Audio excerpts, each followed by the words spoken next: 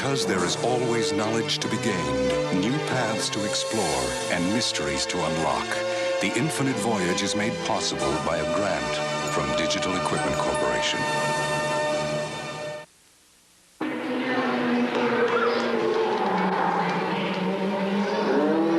From earliest childhood, they lurk in our nightmares and haunt our dreams.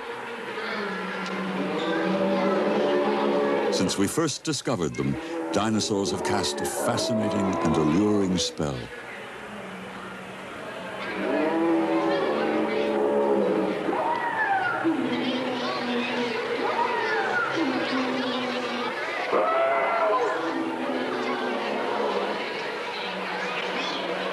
They provoke defiance, conjure fantasy, inspire awe. Perhaps they are all the more frightening because they are real. In the 1925 silent film classic, The Lost World, Hollywood exploited the fascination for dinosaurs and introduced them to a huge audience.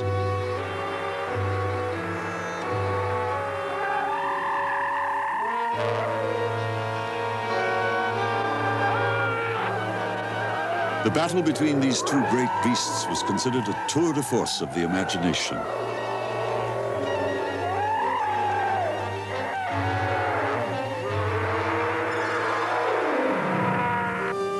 In fact, all that we had was the fossil record, ghostly proof that the Earth was once inhabited by a race of giants. Though all that remains are their bones, this mute evidence sparked a scientific quest which began in a rather unlikely place.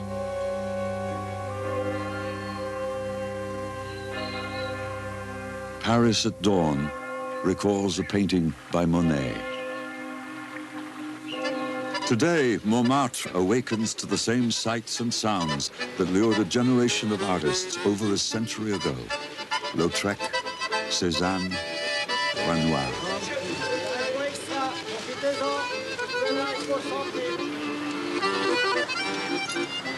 Paris remains steeped in art and culture, yet few are aware of the immense scientific discovery that took place beneath the sidewalk cafes in the shadow of the Cathedral Sacré-Cœur.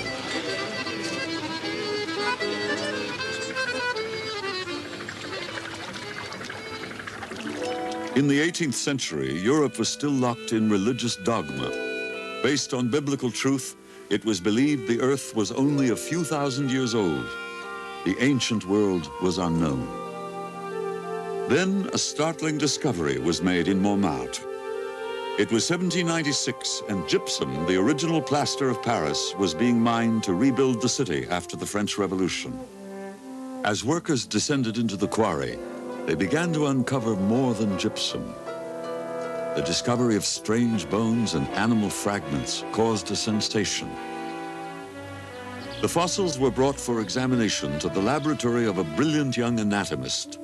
Georges Cuvier had the uncanny ability to identify animals from a few odd bones. He believed that each group of animals had a unique architecture. Each bone was a clue to the design. By comparing the fossils found in Montmartre with living species, Cuvier made an astounding discovery. In an historic lecture, he announced that the fossils were the remains of creatures long vanished from the Earth. Creatures now extinct.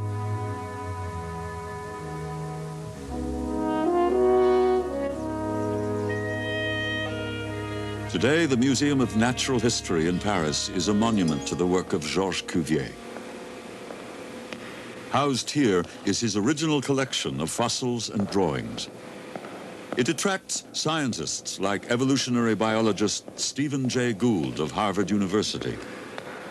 Gould considers the revelation of extinction a great achievement.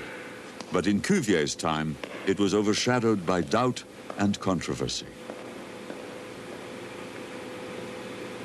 At the end of the 18th century, a major debate arose as to whether animal species could become extinct.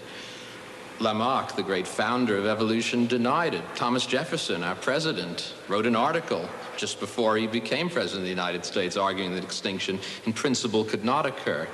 Now, the man who established the fact of extinction also worked here and was a colleague of Lamarck's, the great French paleontologist Georges Cuvier. You might think that extinction is a negative phenomenon and not particularly worthy of importance, but that's not so. It's extinction that gives the Earth its history, because if all the animals live all the time, you have no way of telling time. It's always the same. But if animals die and new ones originate, you begin to establish painstakingly the stages of a lengthy history. Now, this specimen is the most famous in that sequence. It's an animal called Paleotherium.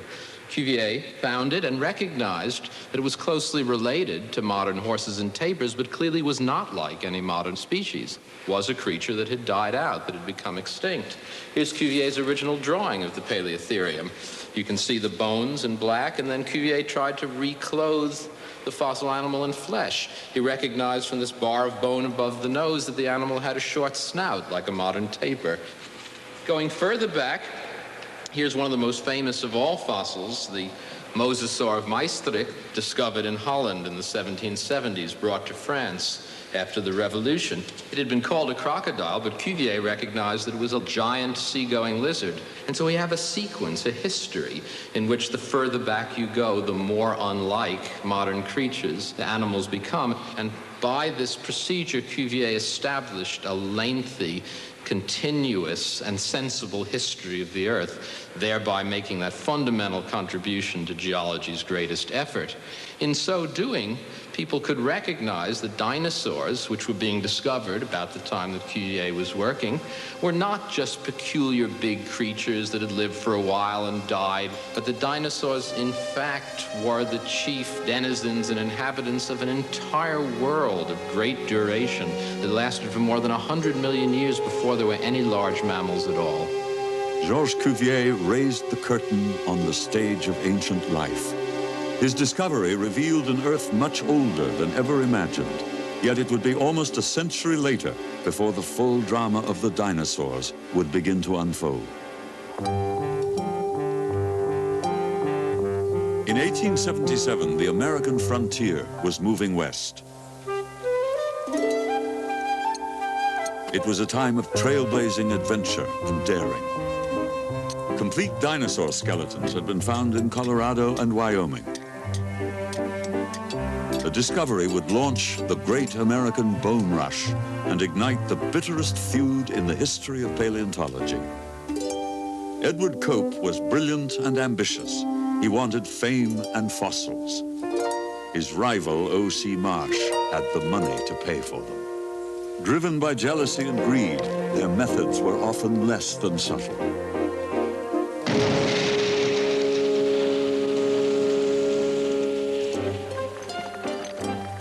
Before their rivalry began, only 9 dinosaur species had been discovered in all of North America. But in less than 20 years, their feud had added another 130 species to the list. It was a phenomenal achievement. Now paleontologists could assemble the bizarre creatures that once roamed the ancient Earth. Piece by piece, the dinosaurs emerged in exquisite detail. The word dinosaur is from the Greek, meaning terrible lizard, but the skeletons were of a different creature. Unlike